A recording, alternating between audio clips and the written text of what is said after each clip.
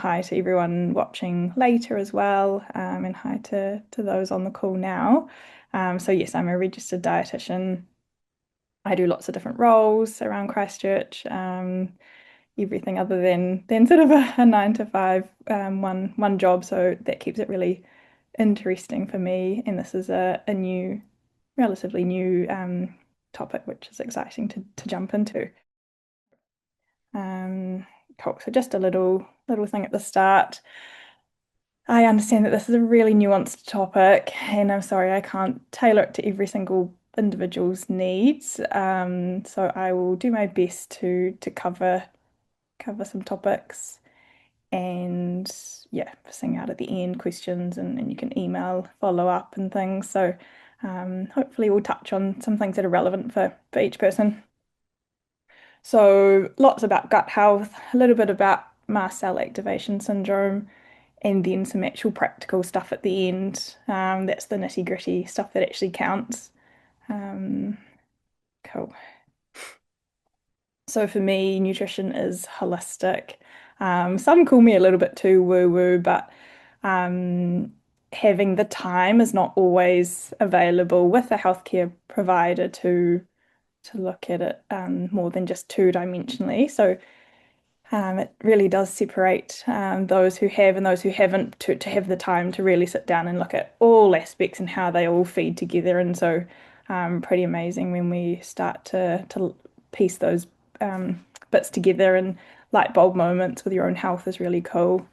Um, Let me get rid of that.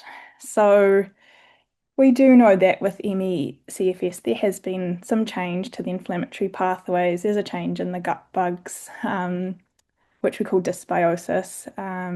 And so I like to call it control the controllables, the things that we do have access to, make a difference to, let's really optimize those diet, lifestyle things. Then there'll be some things that are out of our control, that we sort of surrender to sometimes.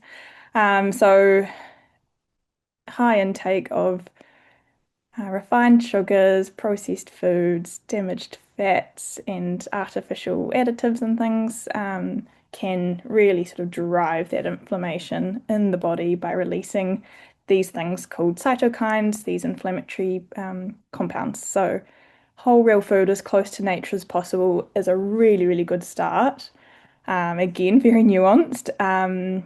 And so processing is really demonized. However, there is this Nova scale where 1 to 4 talks about the different degrees of processing.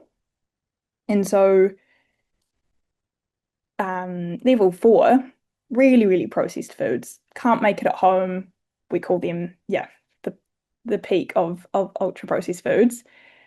Level 2 and 3 even, making butter, canning tomatoes, oils, maple syrup, these are all actually a process. They've undergone a process from nature, but I've got them in my kitchen. They're really useful, and so it's just not possible to make everything from scratch and forage and get a tap, from the maple tree. And yeah, so some processing is actually really, really helpful.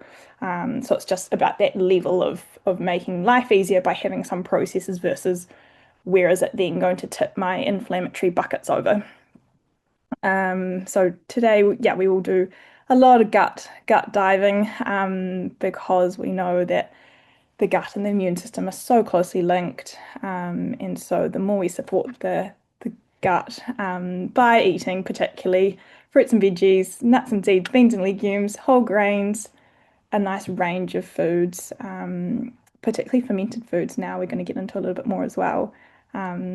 Will support that overall gut health. Oh, whoops. Right.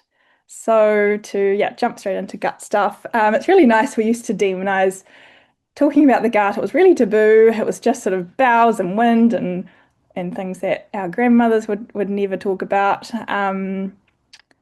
Yeah, now it's a bit more on the forefront. So we're thinking about the gut-brain axis we know about. Now we're thinking about the gut liver, the gut skin, the axes links are just pretty widespread. So really incredible. Not just the sort of butterfly feeling or the mood and the gut link. So that's really cool how exciting it is in the research field.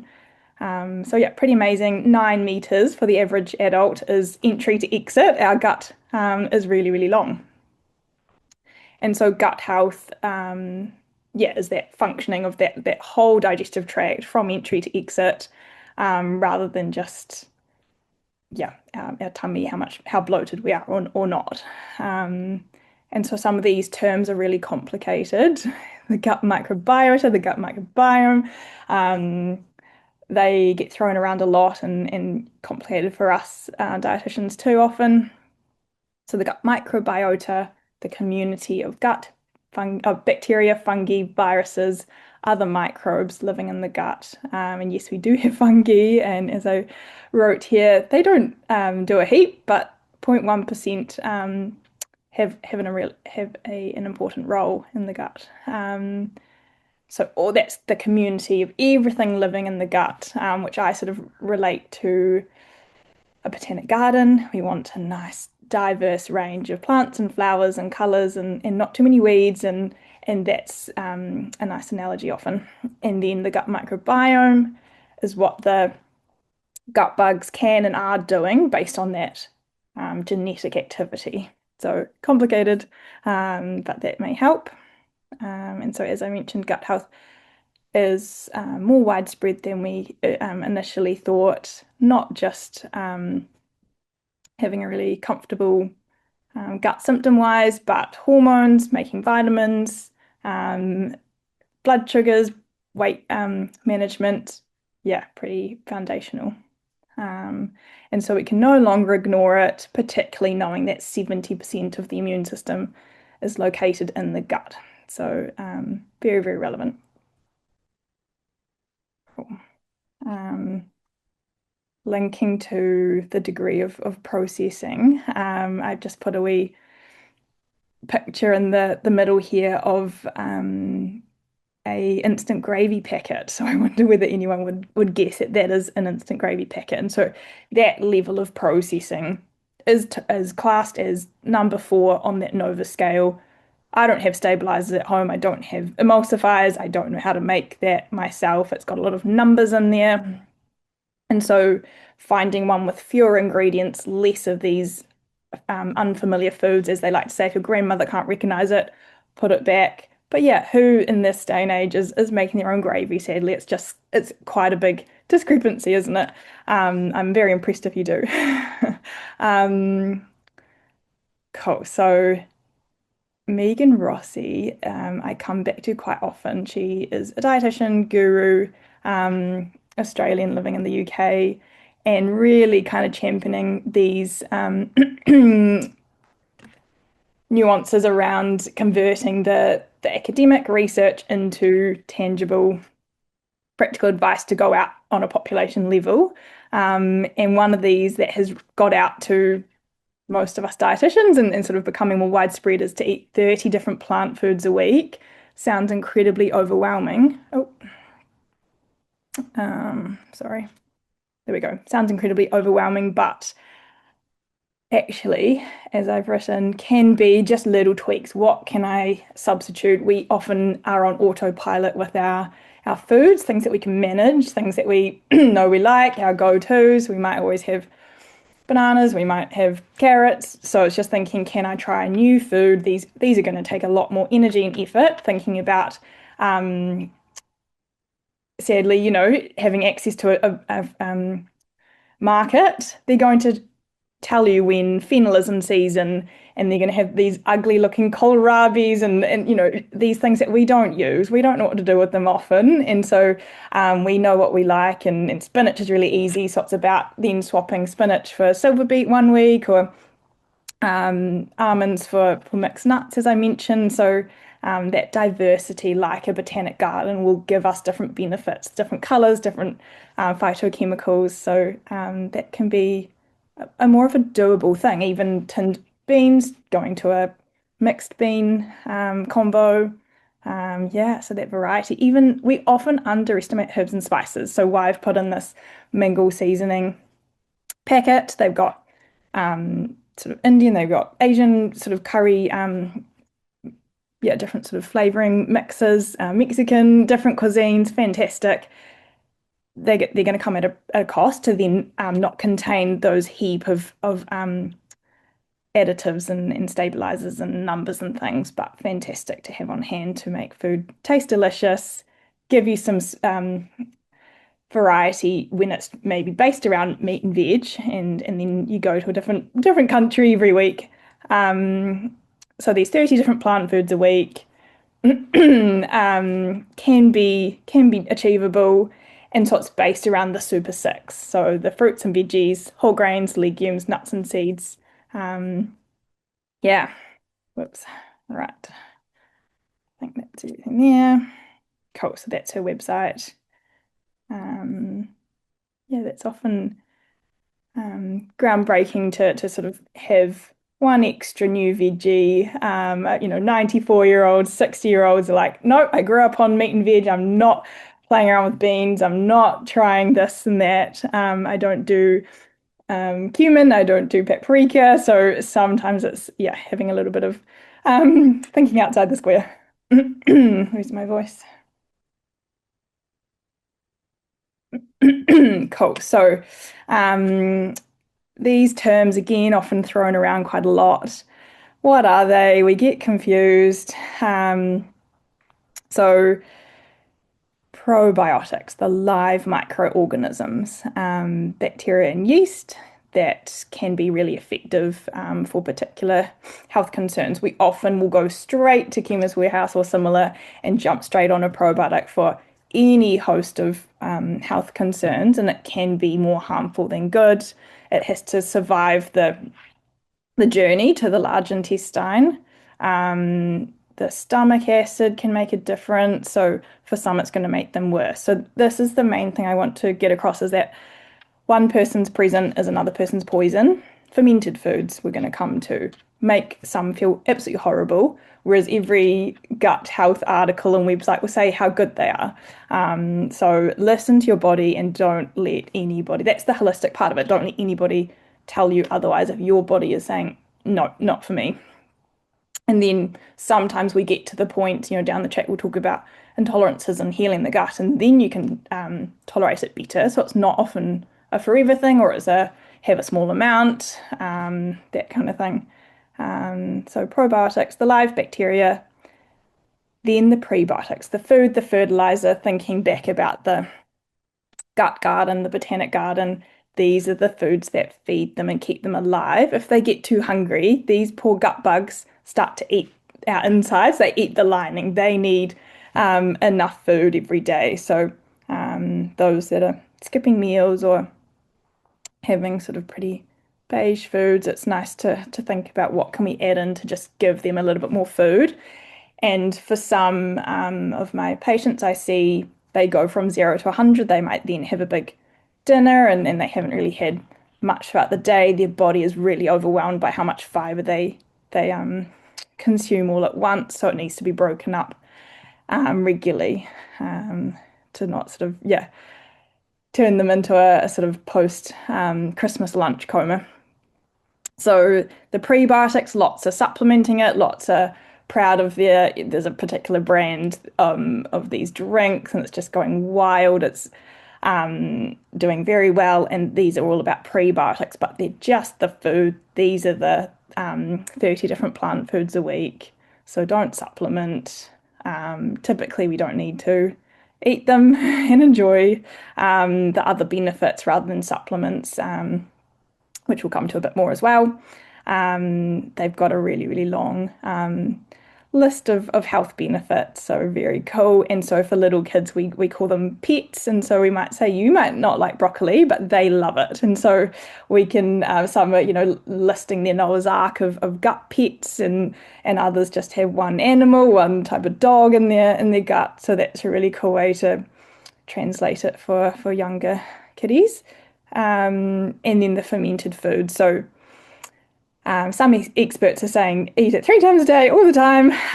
Yeah, as I mentioned, not possible for the best of us. So again, if they sit well with your tummy, fantastic. Some need very, very small amounts.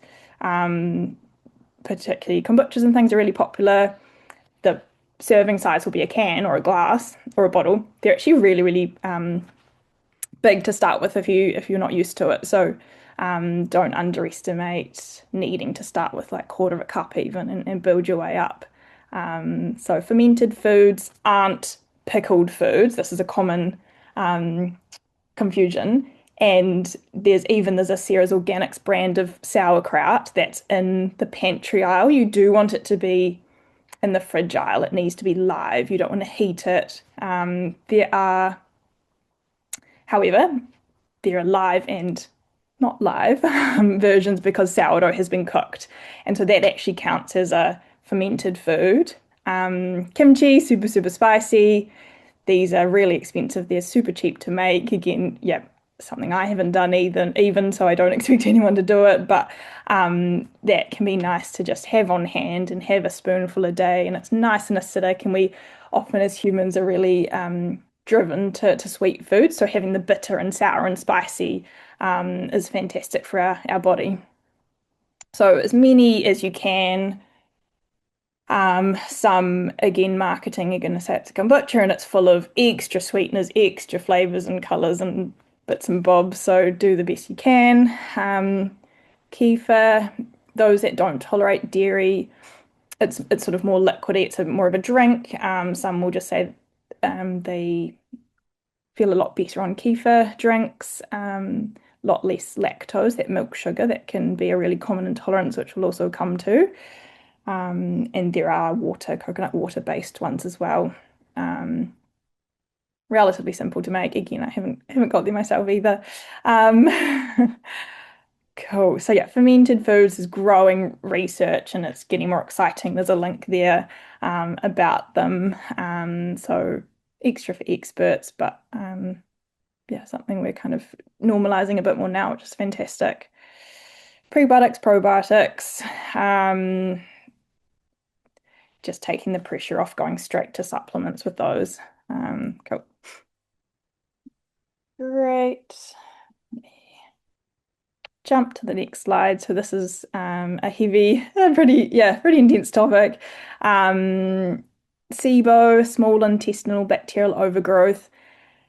This is the one that lots of people will avoid testing or talking about because it's complicated. They don't know what to do when you've got a positive diagnosis. It's kind of,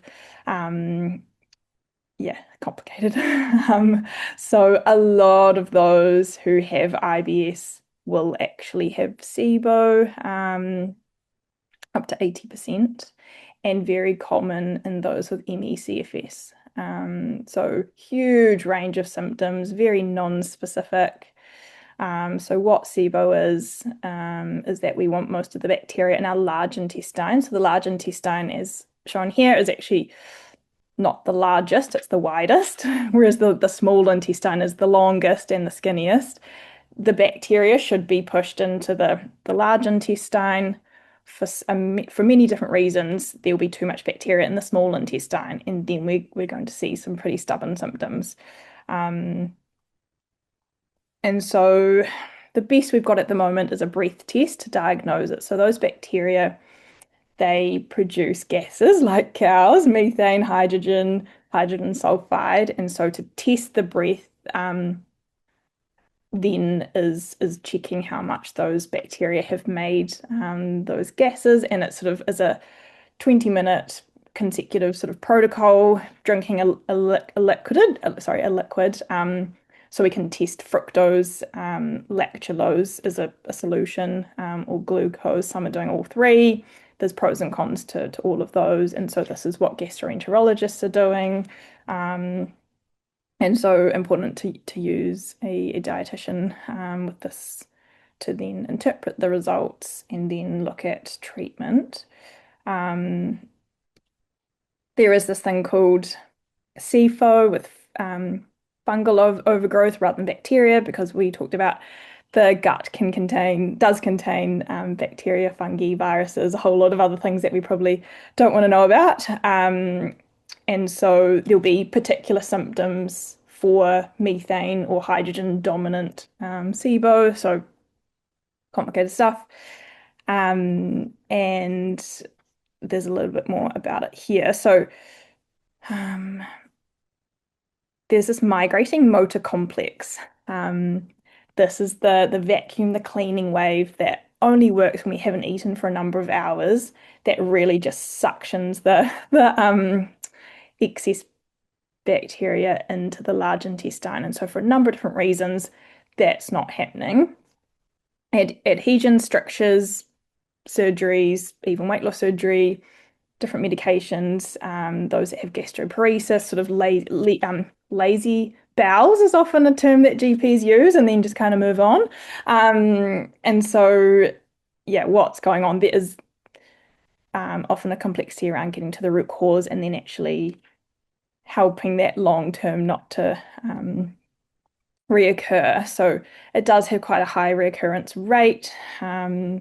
And so again, let's try and avoid it because there's this rifaximin special antibiotic that GPs can prescribe. It's a costly sort of different type of antibiotic, or there can be a sort of more holistic route where they use strong antimicrobials, and it may need, yeah, repeat treatment for either or. So most are happy to recommend either option. It's not like sort of other other cases where it may just be go down the GP or sort of specialist route only. And then there's this low FODMAP diet I haven't kind of touched on too much, but starving the bacteria of their favorite prebiotic foods, commonly heard of with IBS. That will be helpful short term just to kind of make sure they're all killed off, all this extra bacteria, excess bacteria in the small intestine, and then just bring them back in. So FODMAP diets aren't long term. Those nutritious foods like cashews and cauliflower and things that are eliminated are the symptom management rather than the root cause. Um, so the gut motility, sort of how it squeezes, how it moves through the gut, that has to be working really well for that to just keep doing this natural cleaning system. And so we talk about a 12-hour overnight fast. We don't need to do 16-hour onwards sort of 3-day fasts, but just having nice gaps between eating. Commonly, when energy's not there or when we don't have structured meals, we're not going to be having breakfast, lunch, dinner. It may turn into picky foods, and so then grazing and picking is really common with a lack of routine, and that can prevent that migrating motor complex working because you need sort of 3, 4, 5 hours in between meals. So that will be helpful long term to stop it coming back. Chewing food really well. We talk about chewing our food 10 to 20 times per mouthful. We don't have teeth in our stomach, and often we inhale our food as a society. So chewing really well puts less pressure on the gut, less fermentation. They have an absolute party on those undigested foods. And then the excess bacteria feed on excess sugar. They don't like alcohol, smoking. Yeah, refined carbohydrates, kind of usual stuff. And then there's environmental factors, even mold. There's a bit of, yeah, all this extra for experts kind of association. Um, and so, as I mentioned, when we heal the gut, when we kind of get to the root cause and sort of move forwards, particular food intolerances can improve and be liberated back into the diet, which is nice. So sometimes we just get so narrow with our diet, it then starts to be a vicious cycle where it's starving the bacteria of their favorite food, the prebiotics. And so, liberalizing that, and that can be really hard when it is creating symptoms, but long term is going to be very, very helpful. This diagram here, I had fun kind of nutting it out last night, double checking my memory around tight junctions, leaky gut, all these terms that get thrown around often. Intestinal permeability, otherwise known as leaky gut, is when these tight junctions, so the little bits here as it shows, are no longer there, and so the tight junctions aren't tight, so things are leaking into the bloodstream and causing issues. So increased inflammation, increased food intolerances and issues. So we want to keep them nice and tight. Vitamin D makes a difference to that. And strengthening these, yeah, so that those invaders, your body's going to tag them saying what is going on, why are they there, that they shouldn't be there. And so these little finger things are villi, and on the villi are microvilli, and then we've got this thing called the brush border. Um, Unlike celiac disease, where the little finger projections are damaged, not the case with SIBO, most of the time. But there are those enzymes. So we see a lot of fructose and lactose intolerance, and some are doing this fructose SIBO test. That fruit sugar, and excess, they'll know mango, honey, high fructose foods really don't sit well with them. There can be a temporary intolerance that can be resolved. Some with undiagnosed celiac disease will be pretty intolerant to lactose and fructose, milk and fruit sugar, naturally occurring for a short period of time until that heals and they're on a strict gluten-free diet, and resolves. So SIBO, we start to see those nasty bacteria in the wrong places at wrong levels. We're not really calling bacteria sort of good and bad anymore. They're just Goldilocks. We don't want too much or too little. They need to be in the right place. They sap iron, B12. They're really just taking advantage with no regard of the host, being the human. And they, yeah, that can start to kind of show up on blood tests, but obviously not a diagnostic tool.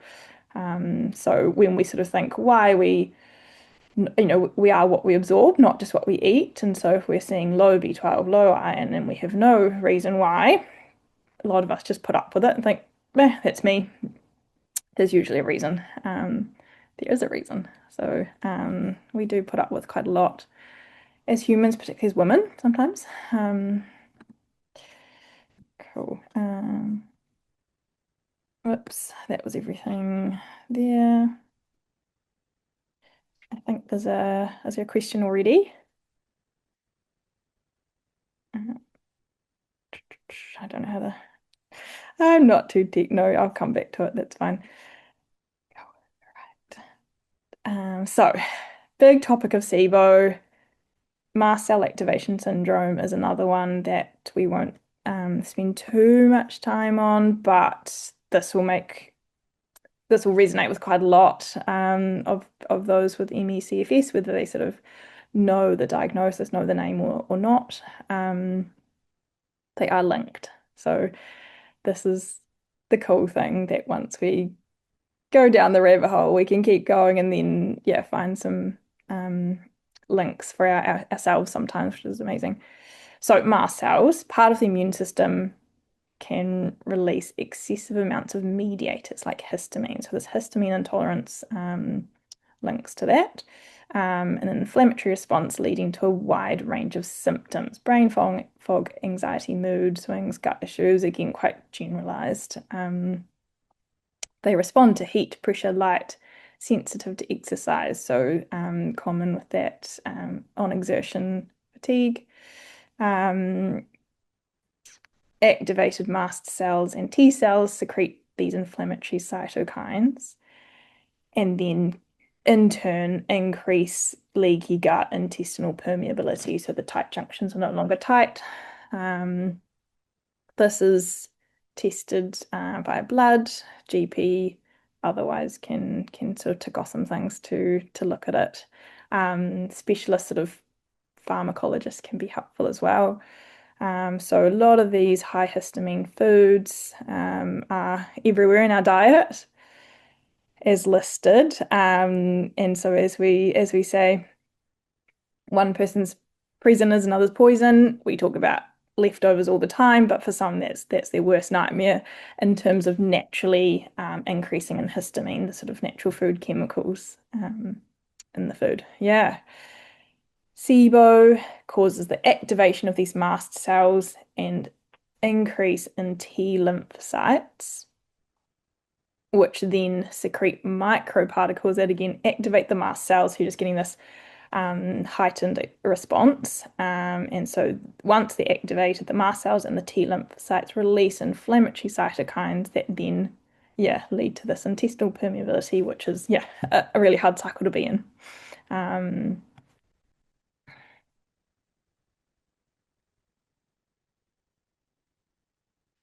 cool. How are we going? Good. I'm going slower than I was last time. So practically, there's a little bit more to come now. I've talked about all these different possible diagnoses and gut things, and then we've just got the day-to-day stuff as well, haven't we? So when we talk about convenience versus time and energy, um, convenience foods costs more, but cooking from scratch has its huge challenges. So the energy versus the money, and yeah, rock and a hard place, isn't it? So the less human intervention. So you think corn to popcorn to high fructose corn syrup, just so many different processing. And so the less of that, the less packets and processes. Um, oh, there we go. The less packets and processes of food has been through, often, yeah, the better for our wallet, the better for our health. Um, Food companies, cafes, bakeries, particularly the massive food industry, they don't have our health in mind. They've got profits in mind. So I'm often reminding people of that. As we like to say, these and energy drinks and fizzies, the bottle costs more than the drink itself. And so um, rather than just these dietitians on our pedestal saying, don't drink this, don't drink that. I think, your body's too precious for that. And I wouldn't want to be fueling those huge companies to give you this food-like substance, drink-like substance, and then fueling their sort of canning and bottling processes. So I look at it, at a different perspective can often be helpful. We hate deprivation as humans. Cutting things out. We want, yeah, it's all we want. And so crowding things out is more helpful. And then you think, oh, I haven't had room for that food today, or that drink. So yeah, using convenience to your advantage, fresh, frozen, canned, get these foods in. We don't care how they come. There's a lot of pros to frozen and canned, absolutely. So budget wise, so incredibly difficult. Very annoying for everyone to just say bulk buy your own, eat local, grow your own. Um, yeah, it's just not the easy answer, is it? So they're all very helpful, great, bulk cooking and freezing and then not, having leftovers if that's an issue. But bulking things out, adding grated veggies, adding lentils, beans and legumes we've found. I'm always championing them, which I'll come to in the next slides as well. Actually, from research, not to say don't eat your fruits and veggies, but adding more beans and legumes has actually shown to be more effective for our overall health than adding in an extra hit of fruit and veg. They are very important, but actually it shows the power of beans and legumes. Chickpeas, lentils, butter beans, kidney beans. Yeah, I'll come to that. So bulk things out, make them go further. You know, the nitty-gritty of pumpkin soup doesn't have a lot of protein in it. Let's then blend in some chickpeas. You can't see them, you can't taste them. It's going to add some plant nutrition in terms of extra fiber and protein. That's going to be really helpful. Things don't have to go together, as I like to say. We all think toast and soup, But actually, I'm thinking, can we have some chicken drumsticks and put that beside the soup? You're getting a lot more protein than just the winter veggie soups are typically quite low in protein, particularly the bought ones. If you can add a little bit of your own beans or add, again, what can you add rather than what can you take out, is more important. Can you add your own extra meat to it or your beans or legumes? Fantastic. Um, Ingredients list. I don't spend too much time on the nutrition information panel personally. I really want to just have a quick look. I'm always turning the packet around. They can say whatever they want on the front of a packet. Those first three ingredients contribute the most weight to a product. It's listed in decreasing order. So if I see sugar in ingredient number one, two, or three, I generally avoid it. If sugar is number five or six down the track, I'm not so worried. And you want to recognize the ingredients. If it's a bought muesli, you want to think, cool, are there, is it number one oats? Is it nuts and seeds? Rather than number one puffed rice or, cornflakes, or I don't know, filling it out with things that aren't so nutritious. I want to know what it is. Can I recognize the ingredients? Where's sugar on the list? Yeah, where's the protein? Where's the sugar coming from? So that panel will talk about sugars, but they might come from fruit, they might come from dairy products, the milk sugar. So as long as I know what the ingredients are, I'm not too concerned about the numbers and the comparison of products. You can definitely do that. Um, you'd only use the health star rating, for example, to compare like with like. You can't compare apples and pears in terms of different whole product categories with the nutrition information panel. You can get the better than option from that. There are food switch apps and things you can scan, but I generally just have a quick look at the ingredients list and move on, which you can do online. Woolworths, yeah, great that there's online things now to look at that. That will save a bit of time later. Cool. And so sugar can come in many different names. So just being aware, even if it says raw organic sugar, it's still sugar. Yes, there are micronutrients in honey and maple, and I will always go for the proper one. They're a lot more expensive, but I would never buy sugar-free maple syrup. I don't believe in sugar-free products. Just it is what it is, using it mindfully, getting your sweetness from your fruit, getting it, actually changing your taste buds. Where you find carrots nice and sweet is fantastic, and it is possible to change taste buds. Your gut responds, even a day or two of a changed diet in any which way, just like, night of sleep affects our blood sugars of less sleep. So, yeah, not to kind of scare us. So, things can happen, yeah, quicker than we think. So, sugar, anything OSE, dextrose, maltose, these are all sugars. Yeah, they can hide. Portion size, yeah, often we underestimate how much impact we can make on our budget by changing our portion size. Often we're eating a quarter, if not more, food than we need in a meal. Our tummy is quite small, and so fists, everyone has different size hands, which is really helpful to then go by your fist size. Portion sizes are complicated. They're not taught in school. It's, yeah, helpful to use these hands as listed here. So meat, yeah, we're often eating too much meat, and so I'm going to increase the quality of the meat because I'm eating a really small amount and enjoying it, bulking it out. Great.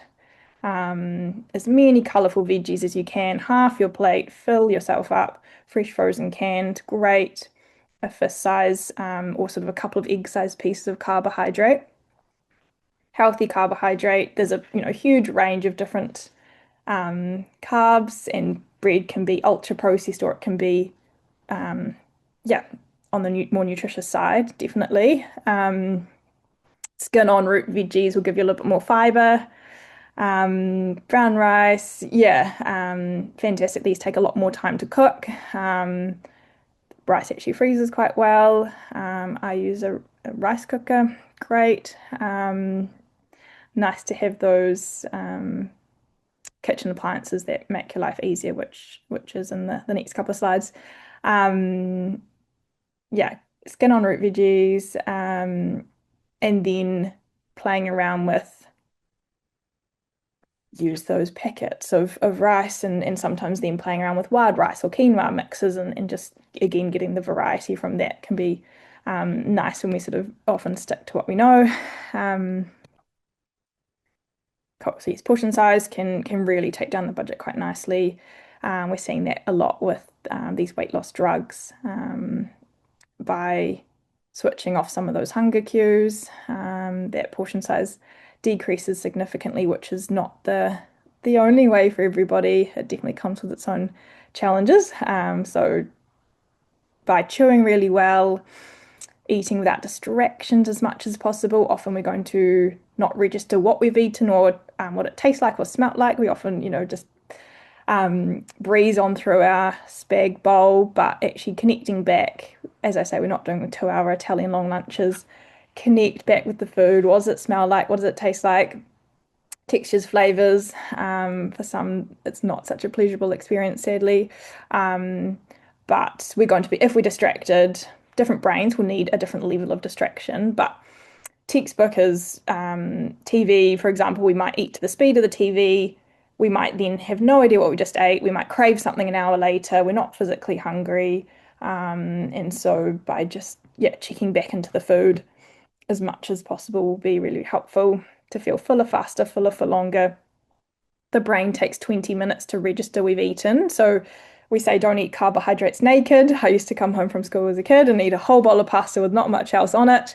When we pair it with a fat, a protein, a fiber, colourful sauce, we will feel fuller faster than that sort of delayed, whoops, now I'm too far, I'm too full. So comfortably full, nice and slow. I often inhale my food, so I definitely need to practice what I preach. Um, yes, little things can make quite a difference. I'm always harping on about them, and they really do shock me. Yeah, and everybody how effective these silly little sort of things around food, not just what we eat, but how and why and where makes a big difference. So other practical bits, as I touched on, we're often, particularly as dietitians even, or we all have opinions about food and eating and what to do. We often go straight to what can I cut out. We say it's not as sexy to be, eating carrots and lentils than to be on a label, a paleo or a fasting diet. This is more exciting for the brain. It's got a bit more fun to it than just kind of eating whole real food. And so it's, yeah, what can we add in rather than what can I take out? So inclusion, not exclusion, has been a bit of a shift in my professional career recently too. So yeah, if the base is cornflakes, Cocoa Pops, whatever it is, wheat bix bites, as I literally mentioned this morning, can you add some pumpkin seeds with some really incredible zinc on top to give you more plant nutrition? Fantastic. So, what can you springboard off those meals you're currently doing? Jazz up the takeaways. Again, simple things that still blow my mind. Having some veg, having your spoonful of sauerkraut or kimchi on the side, stretching out those leftovers. I mean, it kind of defeats the purpose of leftovers having absolutely no dishes and no work to do, but that little bit can go a long way. Then takeaways are again looking for maximum profit. They're not high in protein or fiber, color. So anything you can add, amazing. Even if you've got a little pot of parsley, there's actually a whole lot of nutrition in parsley, which we really underestimate. Um, and yeah, this is probably not super new, but slow cookers, my best friend in the winter, particularly. Pressure cookers, I haven't kind of explored too much, but air fryers are really popular, obviously. I mean, you can make some crunchy chickpeas in them. You can, yeah, play around, and it's not just sort of roast chicken and things anymore, which is awesome. Microwaves, yeah, knives, kind of having those staples. I went a long time without a sharp, good knife, and just life changing. Putting some investment into that knife, and then your quality of kind of time, it makes a big difference. How the end product ends up. So glass storage containers, I'm a bit of a stickler around heating plastic, really freaks me out. We just sadly have so much exposure to microplastic. So again, control the controllables without kind of wanting to be in a cave. And just never heating plastic is something I'm so strict on. So using the glass containers, then you can put them in the microwave. Otherwise, transfer it out to a bowl. But I'm very happy to freeze or refrigerate in plastic when need be. So it's just the heating is not made to be microwaved. Single-use plastic drink bottles. We try and help the environment by holding on to them for too long, but they really are single-use for that reason. They do break down. So again, cost an arm and a leg to buy stainless steel or glass drink bottles, but someone actually found a pretty new one at an op shop recently. So the plastic is the extra kind of extra for experts stuff. Pantry staples, knowing they're there. Was mentioning to someone this morning, writing a list. They sort of had trouble remembering what was in their pantry and forgot that there were some tins of bits and bobs at the back, and so thinking, great, let's write a list on the front of the fridge or the pantry to keep track of what's in the cupboard to help. But knowing you've got those staples, very, very helpful. Again, the processing of oats, the little packet of oats, they've got the flavouring in there. They're more expensive than a big bag of oats, takes more time and effort. Add your own flavour, cinnamon, tinned or frozen fruit. Great, you're going to get a little bit more nutrition. The oats in the packet that are so incredibly quick to cook have just been ground down so much that you're going to get a little bit less fibre. You're going to get a little bit more spike of your blood sugars. Eating them, it's going to kind of peter off energy wise quite quickly. And that's the trade-off we live in, yeah, versus sort of milliseconds packet done versus getting that big bag out, sorting it. So it's the trade-off, isn't it? Um, Dinners, yeah, getting to the end of the day is really difficult to then have the overwhelm if you aren't sort of at the stage of what are we having versus then I've got all three elements or multiple to cook. So doing some in advance, using any little snippets of time where there is a little bit more energy than normal. For me, even kind of, yeah, the cauliflower, the cabbage, the things that are quite intimidating to look at whole, getting rid of some of those extra leaves and chopping it up. There's actually some interesting research that chopping up cauliflower and broccoli with those smelly, windy veggies, when they sit chopped up, there's actually some more sulfur compounds that are really nutritious. So exposing them is actually not a bad idea.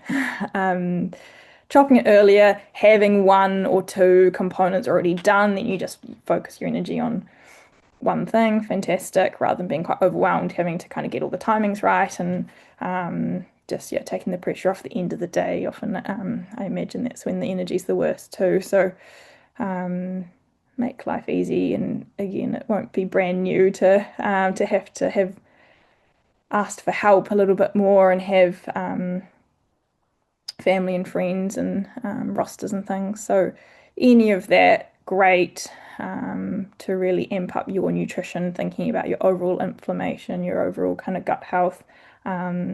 So yeah, you are worth that. So it adds up over a month, over a year. One extra colourful veg, one extra sprinkle of pumpkin seeds. Don't underestimate it. Like when we multiply $4 a week, it just really does add up. Same sort of thing. Cool. Kitchen tips, other bits and bobs, blitzing, broccoli, cauliflower, rice. You can buy these. It makes a big mess in my house. Using the grater attachment. Some have little blenders where they just do all the kind of carrot, onion, celery bits and bobs. Yeah, great to have that technology without having millions of different appliances, but those that get the most use can be really worth having on hand. Beans and legumes I've come back to a little bit, but the small tins, olive oil, herbs, great snack, great kind of addition to your meal. Beans are not just chickpeas and kidney beans that only go in mince dishes. They can be a whole lot of different things. As I've mentioned here, Nadia Lim has a delicious chickpea cookie recipe. Black bean brownies are my favorite thing that are quite fudgy. You can't taste any of these, I promise, even for the most yeah, skeptical eater.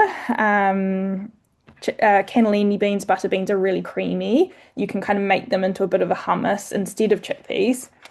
They can be incorporated into the potato mash, or they can be a kind of restaurant looking mash by itself. Um, any kind of lemon juice, olive oil, garlic, any addition there, it can be bulked out with water. Um, Absolutely fine. Brown lentils, absolute bare minimum, add them into rinse and drain everything, obviously. Add them into minced dishes. That's just one of the easiest things that will often go unnoticed by most people or be very, very unoffensive. The texture is more commonly new. We talk about with kids, 20 exposures to accept a food, and so it can be more about the texture than anything. So roasting, blending, do what you need to do. I talked about in soups and things. Um, Weigh up your options. You can soak and cook chickpeas, for example, incredibly cheap. Bit of thought, bit of effort. You have to kind of do them correctly. They're actually unhelpful if they're more harm than good if you get it wrong. You can buy them in a tin pretty cheaply, fantastic. Red lentils are one that I do use in a dry packet. Dals with sort of curry paste or curry powder, coconut milk, tins of tomatoes, just let that kind of simmer and cook. The little red lentils go soft pretty quickly. Absolutely delicious, super nutritious. Um, Goes with anything, and yeah, I definitely freeze it. Smoothies, lots have their sort of go-to smoothie from childhood, just thinking fruit, milk, yogurt, done. It can be a lot more exciting. Some are putting leftover beetroot, I put cooked and cooled cauliflower, kumara, pumpkin, raw zucchini slices in. If you've got a really good blender, you've got the overarching flavor of cocoa powder or berries. You cannot taste it. It makes it thicker. It's like a smoothie bowl. Lots of fun to kind of be the crazy dietitian who does that. Again, plant diversity, the freezer aisle, we all just go straight to our usual berries. We might just do blueberries, and we've got a banana at home that we put in. Frozen cherries I've tried recently. That was quite fun. Yes, this is not available to everybody, but the diversity, having mango, having other things that frozen makes it more accessible. That can be fun in terms of smoothie. You really can't botch it up too much. The formula, liquid, fruit, a veg of some sort. Yes, everyone kind of knows about spinach and things. You can put a greens powder in, or just yeah, use a heap of those veggies. Anything can kind of go. A protein source is important to keep you fuller for longer. So looking at it like a meal, where you've got the components, same sort of thing, rather than a very imbalanced smoothie. I mean, at one point everyone was doing like teaspoons and teaspoons of coconut oil was popular, and then some will just kind of use fruit only, and that's a really imbalanced smoothie like juices where a glass of orange juice would be 8 or 9 oranges worth, which you physically can't eat. But when it's juiced down, it's very easy to consume. So same sort of thing. If we blend it all, yes, it's got the fiber in it, but it's sort of broken down, easier to get down, which is really helpful when there's nausea, when there's fatigue, when there's a whole lot of things going on. But we want a controlled amount of fruit. Fruit's not bad, but it's quite a big hit if it's by itself and not dulled down by a healthy fat source and protein. Cinnamon, yeah, different things. Ice, beautiful. Psyllium husk or sort of chia seeds or flax seeds are really economical. You can really, yeah, smack a whole lot of stuff in there and play around and obviously tweak it with more liquid or more fiber or, get the consistency you like. And that can be quite difficult until you kind of have a bit of an idea, know what you're doing. Great. More meal kind of stuff. snack ideas. So some are really scared of snacking, others are sort of picking and grazing, snacking all day long. We want something in between. So food is fuel if it's been a number of hours, since your main meal. Um, use it absolutely. And lots are going to be mistaking hunger for thirst. So just ticking off a few things, listening to your body as much as you can. And so again, this is another opportunity for nourishment. Lots will say they do really well with their meals, but their snacks let them down. And so snacks, particularly with little kids, they turn into really packet, really expensive options like these pea chips that have a huge health halo, really expensive, don't give you a whole lot of nutrition. Yes, they're better than other options, but it's just a mini meal. So a really small amount of leftovers, boiled eggs, rice cakes, dark chocolate, yogurt, avocado boats, great. Chicken drumstick, any of those things go. And so that's giving you some nutrition, and it can still be naturally sweet. It can be salty. It can be, as you wish. Getting to your 30 different plant foods a week, getting to your 30 grams of fiber a day that we want.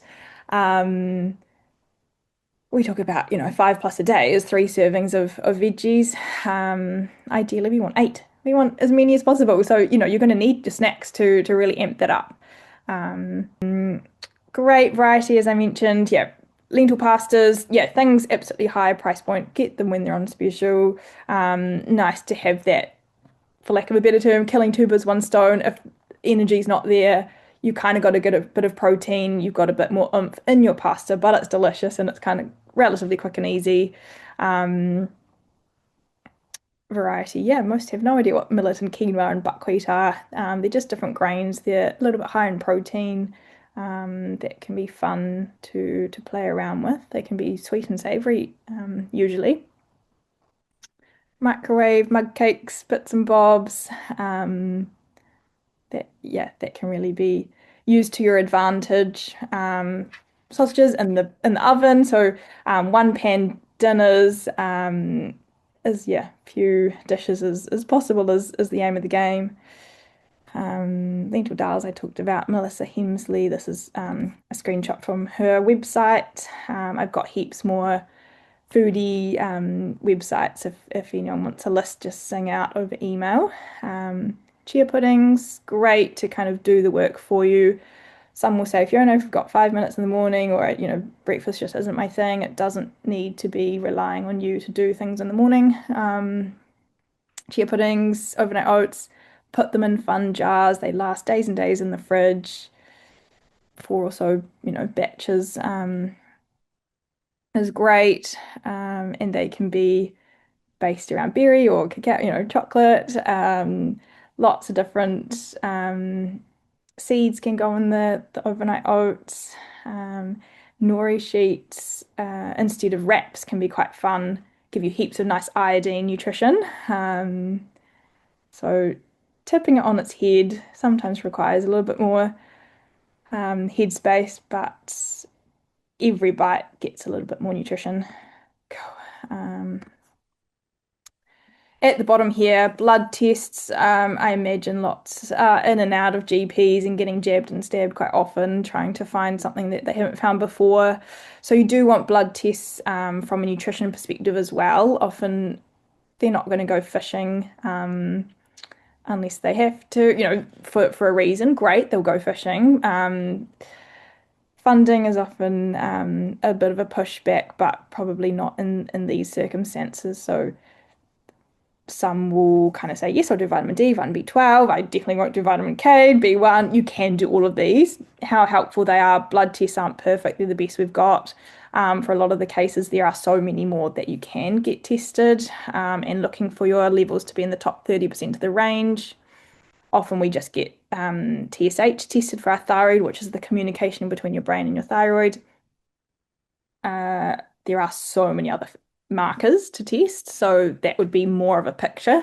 Autoimmunity marker, the active hormone T3, zinc and copper are a ratio. So all of these things can be tested. Iron studies, ferritin is the stored iron in the liver. That level can actually be an inflammatory marker. So for some, it will be really high and it'll look like you've got good iron stores, but it's actually reflective of inflammation. And yeah, there are some nuances with iron that I like to look at, just asking for a little bit more iron when it may look fine. Yeah, different extra for experts. Most will kind of have dabbled, or they might have an idea about gluten-free. Again, it was complete, yeah, absolute mystery in the past why anyone would kind of go down that route, and if they weren't a celiac. And so um, we're seeing those do 4-week trials can either find it helpful to see what their symptoms are doing at the end of that. Same with dairy free, it can take all that time to get the proteins out of your bloodstream. Anecdotally, there's a little bit of research coming out about A2 dairy products still contain lactose, but a different type of cow, a different type of protein, naturally A2 sheep, goat products. Some will just find those sit a lot nicer with them. Any upper respiratory symptoms typically will be worthwhile doing a dairy-free trial. Eczema or sort of sinusy, yeah, symptoms. So yeah, you can play around with A2. For some, it's going to exacerbate their inflammatory response, their mast cell activation syndrome, the histamine. So you can play around as need be. And so very common that wheat in Europe will sit quite differently than in New Zealand. We have a lot more gluten in our wheat now. We've got all these other sprays and additives going with these glutinous products, so there's a lot more to it. Yeah, absolutely. Um, Quickly, we just have some extra experts. You can do a blood test and kind of get some levels, get some ideas. I often just go by symptoms. Other than things like iron, obviously very important not to over supplement. Fat soluble vitamins A, D, E, and K are stored in the body, so you can definitely overdose on things. Excuse me. and and some symptoms will be inverse. So when you've got too much or not enough, you'll get similar kind of symptoms. So that can be murky waters as well. Um, Different things can, yeah, some will go down the kind of holistic route and look at some of these.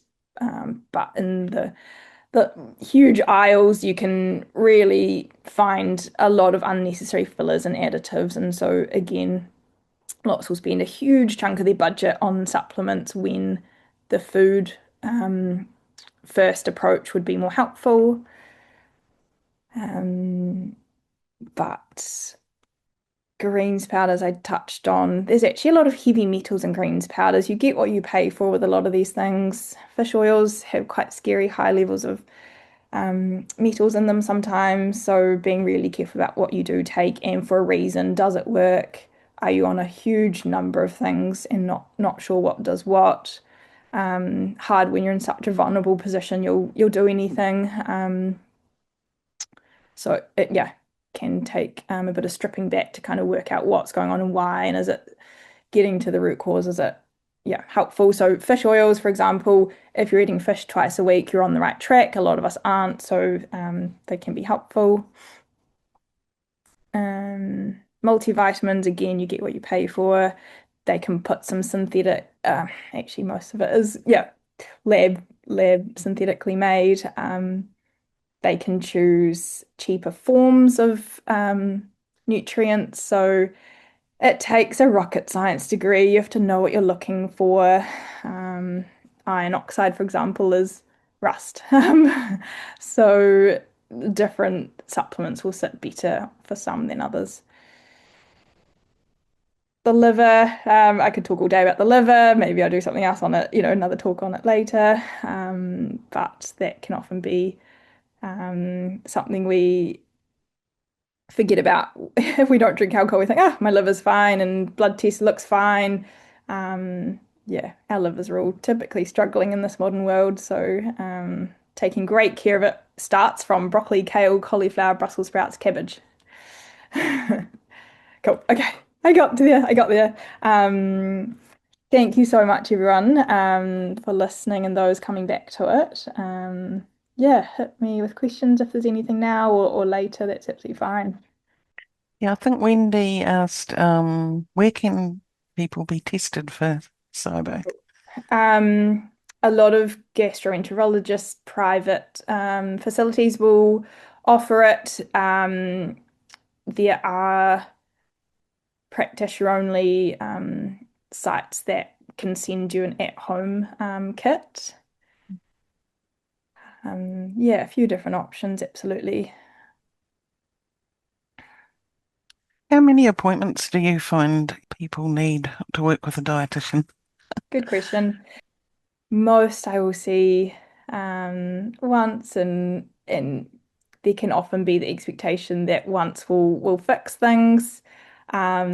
Those that I work with through ACC with the hour allocation, the funding, I will make grounds with them only 3, 4, 5 months in. It can take a really long time.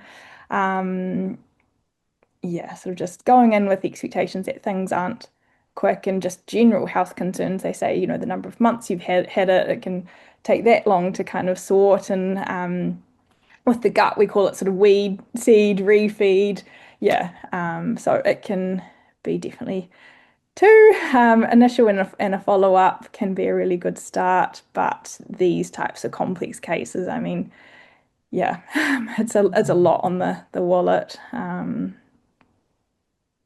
Yeah, it seems to me that SIBO and other gut issues, you almost don't want to mention them because the whole testing and then working Yeah, to restabilize things just takes such a long. It seems to be so absolutely. complicated and involved. Mm. Yeah, Mm, yeah. mm, Um, Definitely hesitancy, I agree. Yeah. They don't those problems don't reset through improved nutrition on their own though. So I guess No. if they're impacting your health, it's Yeah, and some are just eating, drinking as well as they can. It's the most frustrating thing, thinking I may as well go and eat lollies because I'm actually no better. And then, as I say, it's just the tip of the iceberg. There are all the bits underneath where you literally hardly scratch the surface, and it's really, yeah, um, unfair sometimes to then, be forced into a $200 breath test or this or that, or yeah. I really Um, like the ideas about just, control what you can control and mm, um what can you add? Yeah. So cool. after talking with you via email, the last few days I've been adding chia seeds and pumpkin seeds to my porridge Good. Oh, that and all made my my yogurt. day. Yeah, Fantastic. so it's if you've got them in the pantry, if you've got a range of things in the A pantry. lot more cost Um effective than nuts, and there's yeah, nutrition powerhouse in those. So mm. great, go you. So we just need to pick up a few good tips, don't we? mm, And start making a shift. Mm. Well, thank you, Fiona, so much for what you've gone through. I'm sure SIBO and SIFO will be new to many people, yeah, and it might be useful for some to explore. But mm, also just all those key points about approaching what we eat and moving to 30 plant groups and Mm. yeah, like mm, so like I have packs of frozen fruit in my freezer which I add to my porridge. Um Mhm. and Great. it's easy to just change them, isn't it, each Cool. day? Or yeah. Yeah. So Yeah. it's just things like that we can do. Yeah. mm, Um Oh, I'm mm. pleased. My so Yeah, absolute great pleasure. tips. Thank you. mm, Yeah. mm, Mm, very good. yeah. So Mm, thanks very much. No And for pleasure. sharing your Thanks. slide deck, so that we can share that with Good. people who Yes, prefer to absolutely. read the Yeah. detail at their More than at their happy. pace. Yeah, Yeah, no, time went great. quickly. So yeah, Yeah. I can talk for longer than I thought I could. mm, Thank God. you for your time. Okay, thank mm. you. Bye Thanks bye. a lot. Bye. Bye bye. Bye.